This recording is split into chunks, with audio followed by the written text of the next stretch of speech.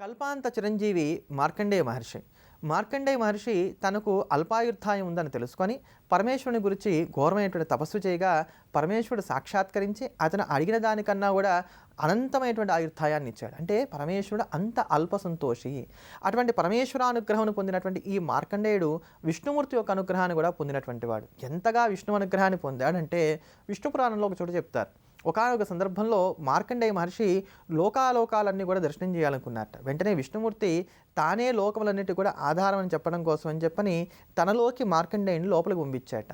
ఆ మహావిష్ణువు యొక్క లోపలికి వెళ్ళి విష్ణువు యొక్క ఉదరంలో అంటే పొట్టలో ఉన్నటువంటి చతుర్దశ భువనాలు ఏవైతే ఉన్నాయో 14 లోకాలు ఏవైతే ఉన్నాయో వాటన్నిటిని కూడా చూసి ఆ మార్కండేయుడు ఆశ్చర్యపోయాట. అబ్బా, ఇన్ని లోకాలు స్వామివారి ఉదరంలో ఉన్నాయా? కుక్షిస్థాకిల భువనాయ నమః అంటే ఏమిటో అనుకున్నాను. సమస్తమైనటువంటి బ్రహ్మాండాలు కూడా విష్ణుమూర్తి యొక్క ఉదరంలో ఉన్నాయి కనుక ఈ లోకములన్నిటికి కూడా మహావిష్ణువే రక్షకుడు అని తెలుసుకొని విష్ణుమూర్తిని కూడా ఆరాధన చేశాడు.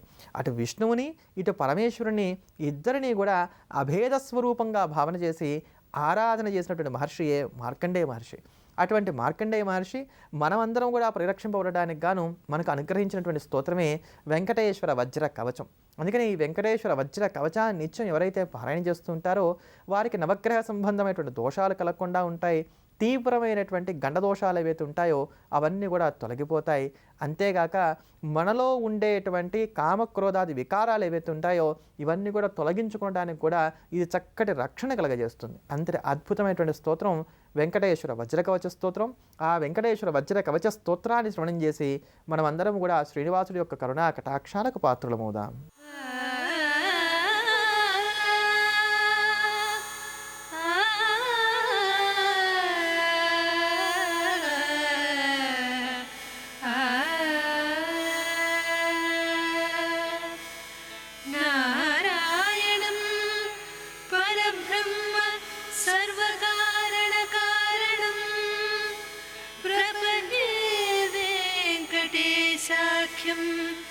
तदेव कवचं मम नारायणं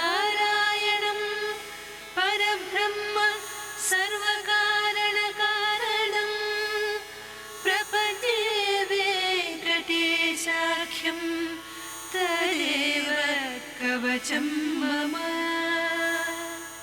सहस्रशीर्षा पुरुषो वेङ्कटेशः शिरोवतो प्राणेशः प्राणनिलयः प्राणं रक्षतु मे हरिः सहस्रशीर्षा पुरुषो वेङ्कटेशः शिरोवतो प्राणेशः प्राणनिलयः प्राणं रक्षतु मे हरिः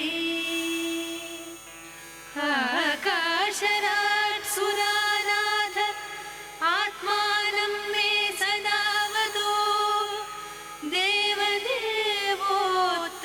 కలౌ స్మరణాన్ముక్తి అని ఆర్యోక్తి. కలియుగంలో స్మరణ మాత్రం చేతనే భగవంతుడి యొక్క అనుగ్రహాన్ని మనం పొందవచ్చు. అందుకే శివ శివేతి శివేతి వా శివ, భవ భవేతి భవేతి వా భవ, హర హరేతి హరేతి వా హర, భజ నమ శివమేవ నిరంతరం అంటూ శివాయని కానీ భవాయని కానీ హరాయని కానీ నిరంతరాయంగా నా మనస్సులో నేను ఎప్పుడు కూడా జపిస్తూనే ఉంటానని చెప్పని సంకల్పం చేసుకొని ఆ శివనామాలలో మనకు తోచినటువంటి ఏ ఒక్క నామాన్ని మనం నిత్యం అనుసంధానం చేస్తూ వచ్చినా కూడా తరింపగలుగుతాం. ఓం నమ శివాయ అనబడేటువంటి పంచాక్షరిని కానీ, ఓం శివాయ నమ అనబడేటువంటి నామాన్ని కానీ, హరహర అనేటువంటి నామాన్ని కానీ ఏ నామాన్ని జపించినా మనం తరించడానికి అవకాశం ఉంటుంది. సప్త వెనసాలకు బానిసైనటువంటి ఒకానొక మహారాజు గారు నిత్యం కూడా మాంసం మీద ఉన్నటువంటి ఆపేక్ష కొద్దీ అహరస్వ ప్రహరస్వ అంటూ ఉండేవారట. తెండి, కొట్టండి, చంపండి, పెట్టండి అని.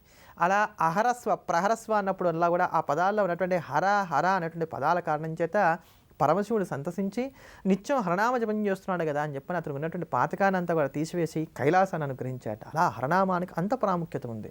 ఓం రుద్రాయ నమః అనబడేటువంటి నామాన్ని నిత్యం జపం చేస్తూ ఉన్నట్లయితే వాస్తు సంబంధమైనటువంటి దోషాలు మనల్ని అంటకుండా ఉంటాయని.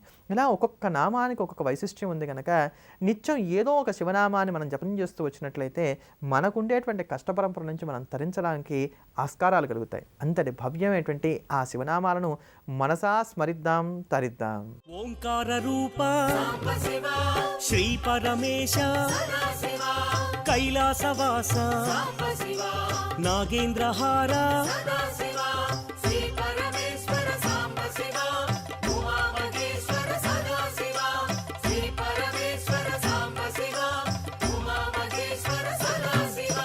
పార్వతీ నాయక పురాణ పురుష పాప వినాశ పాహి మహేశ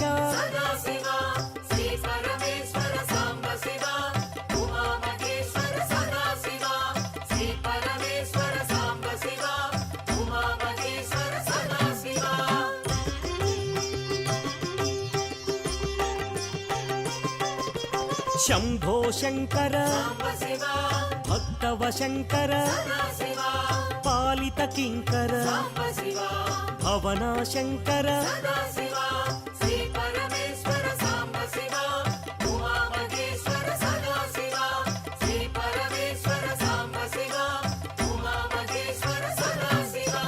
నమ శివాయ మహేశ్వరాయ మహాదేవాయ వామదేవాయ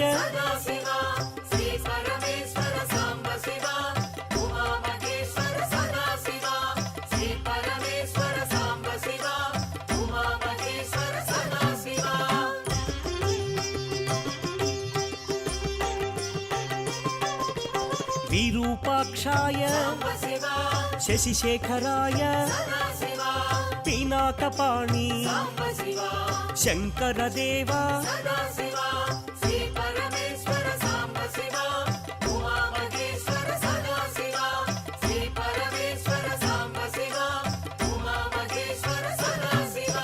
త్రిశూలపాణి విష్ణువల్లభ అంబికనాథ శ్రీకంఠాయ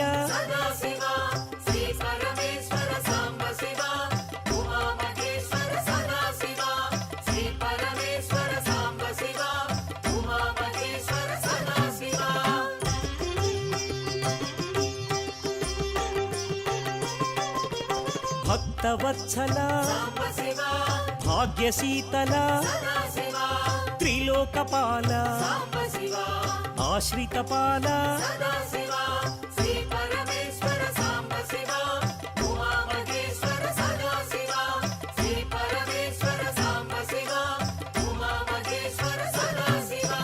భవభయనాశ త్రిలోకేశ కపాలమాల లలాటాక్ష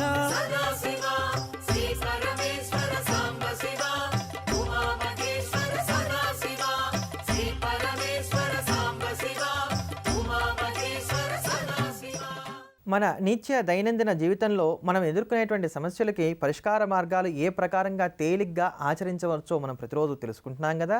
ఆ క్రమంలో ఈ రోజున మనం ఒకరికి ధనం ఇచ్చాం, అది తిరిగి రావట్లేదు అని అనుకున్నప్పుడు పాటించవలసిన పరిహారాన్ని గురించి తెలుసుకుందాం. అయితే జాగ్రత్తగా గుర్తుపెట్టుకోవాల్సిన అంశం, వడ్డీకి ఇచ్చినటువంటి ధనం విషయంలో ఇది అవ్వచ్చు కాకపోవచ్చు. ధర్మబద్ధంగా జాలిపడిచ్చినటువంటి ధనం విషయంలో అయితే మాత్రం ఇది ఖచ్చితంగా జరిగి తీరుతుంది. దీనికి చేసుకోవలసిందల్లా ఏంటంటే, రాళ్ల ఉప్పు ఉంటుంది కదా, ఆ రాళ్ల ఉప్పు తీసుకొని నేల మీద ఒక పిడికెడు పోయాలి. రాళ్ల ఉప్పు తీసుకొని ఒక పిడికెడు రాళ్ల ఉప్పు పోసి దాని మీద ఏ వ్యక్తి అయితే మనకు ధనం ఇవ్వాలో ఆ వ్యక్తి పేరు కాగితం మీద రాసి దాని మీద ఉంచి, ఆ కాగితం మీద బియ్యపిండితో చేసినటువంటి దీపాన్ని పెట్టుకొని ఆ దీపంలో ఆవ నూనె పోసి దీపం వెలిగించాలి. ఆవ నూనె పోసి దీపం వెలిగించాలి. దాన్ని ఎదురుకుండా కూర్చొని 11 సార్లు హనుమాన్ చాలీసా పారాయణ చేయాలి. ఇలా 43 రోజుల పాటు చేయాలి. ఒక పిడికెడు కానీ లేకపోతే 2 పిడికెలు కానీ రాళ్ళ ఉప్పు నేల మీద పోసుకోవడం, దాని మీద ఏ వ్యక్తి అయితే మనకి ధనం ఇవ్వవలసింది, బాకీ పడవలసినటువంటి వ్యక్తి ఎవరైతే ఉన్నారో ఆ బాకీ పడినటువంటి వ్యక్తి యొక్క పేరు ఒక కాగితం మీద రాసి ఉంచడం, దాని మీద బియ్యపిండితో చేసినటువంటి ప్రమిదను ఉంచి దాంట్లో ఆవ నూనె పోసి దీపం వెలిగించడం, 11 సార్లు హనుమాన్ చాలీసా పారాయణ చేసి, ఓ స్వామి నాకు రావాల్సిన ధనాన్ని నాకు ఇప్పించని చెప్పి నమస్కారం చేసుకోవడం, ఇట్లా 43 రోజులు చేయడం.